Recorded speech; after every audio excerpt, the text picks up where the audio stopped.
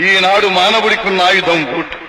ఆ ఓటును సద్వినియోగం చేసి నీ ఉద్దేశాలను నీవు ప్రతిబింబించుకోవడానికి, ప్రజాస్వామ్య పరిరక్షణకు సరైన ప్రతినిధిని నీవు ఎన్నుకోవడానికి, సమాజ స్థాపనకు, సమాజంలో ఉన్న వ్యత్యాసాలను తొలగించి సామాజిక పరమైన న్యాయం అందరికీ అందజేయటానికి వినియోగించవలసిన పరమ పవిత్రమైన సాధనమది. తెలుగుదేశం జెండానే ఎగరేసి చంద్రన్నకే జై కొట్టను మన బీసీలంటే బ్యాక్వర్డ్ కాస్ట్ కాదు, సమాజానికి బ్యాక్ బోన్ అని ఎలుగెత్తి చాటింది తెలుగుదేశం పార్టీ. నేను ఒకటి హామీ ఇస్తున్నా, తెలుగుదేశం పార్టీకి వెన్నెముక బీసీలు. 140 కులాలున్నాయి, అందరికీ న్యాయం చేసే బాధ్యత. బీసీ పెద్దగా నా బీసీల కోసం ఒక ప్రత్యేకమైన పాలసీ తీసుకొస్తా.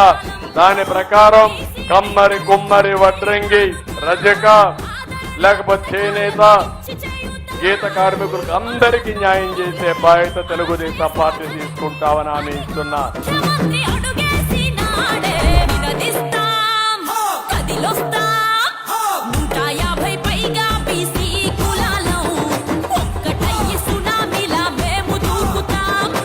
అందుకే నాడు నేడు ఎప్పుడూ తెలుగుదేశం పార్టీకి వెన్నుదన్నుగా నిలిచాయి వెనుకబడిన వర్గాలు.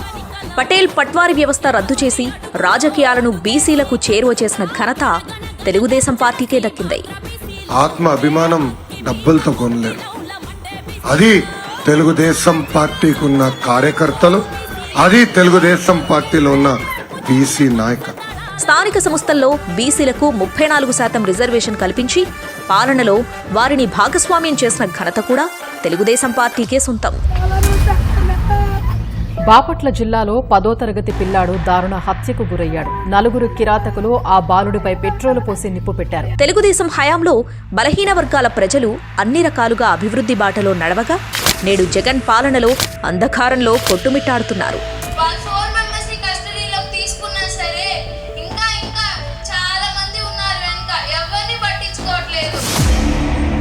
దశాబ్దాలుగా తెలుగుదేశం పార్టీకి వెన్నుదన్నుగా నిలుస్తున్నారనే అక్కస్తో బీసీలపై కక్ష కట్టి దాడి చేస్తుంది వైసీపీ ప్రభుత్వం. ఈ హత్య వెనకాల ఎవరున్నారో, ఎంత పెద్ద నాయకుడు ఉన్నాడో 9 నెలలు ఓపిక పట్టి తల్లి తెలుగుదేశం పార్టీ అధికారులకు వచ్చిన మొదటి 100 రోజుల్లో వాళ్ళని లోపలేసే బాధ్యత నేను తీసుకున్నాను. బీసీలు ప్రశ్నిస్తే దాడులు, నిలదీస్తే హత్యలకు పాల్పడుతూ తీవ్రంగా అణిచివేస్తుంది. మరోవైపు బీసీ కార్పొరేషన్లకు నిధులు ఇవ్వకుండా నిస్తేజంగా మార్చింది. అలాంటి వైసీపీ పార్టీకి బీసీలు ఎందుకు మద్దతివ్వాలి, ఎందుకు ఓట్లేయాలి? ఇప్పుడైతే ఏదైతే ముఖ్యమంత్రిగా జగన్మోహన్ రెడ్డి ఉన్నాడో అతను అప్పుడున్న అధికార పక్షంలో ఉన్న నాయకుడు చంద్రబాబు నాయుడు మీద కొన్ని అభ్యూహాలు చెబుతూ, అబద్ధాలు చెబుతూ అధికారంలో రావడానికి బీసీలకి నేను వచ్చినాక ఉన్న 12 కార్పొరేషన్లు కాదు 56 కార్పొరేషన్లు చేస్తానికి నమ్మబలికి పాదయాత్రలో ఒక దొంగ హామీ ఇవ్వడం జరిగింది.